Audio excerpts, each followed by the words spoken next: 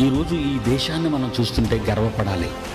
ఈ దేశంలో మనం ఇలా నిలబడి దేవుని గురించి, ఎవరు ఏ దేవుని గురించి చెప్పుకున్నా మంచి రాజ్యాంగాన్ని, మంచి చట్టాలను, శాసనాలను చేసిన దేశం ఇది. మత స్వాతంత్ర్యం ఉన్న దేశం. ఒక మాటలో చెప్పాలి అంటే హైందవ సోదరులు, ఇక్కడున్న ముస్లిం సోదరులు, ఇక్కడున్న క్రైస్తవ సోదరులు అంతా ఒకే భావన, ఒకే మాట, ఒకే ఆలోచన.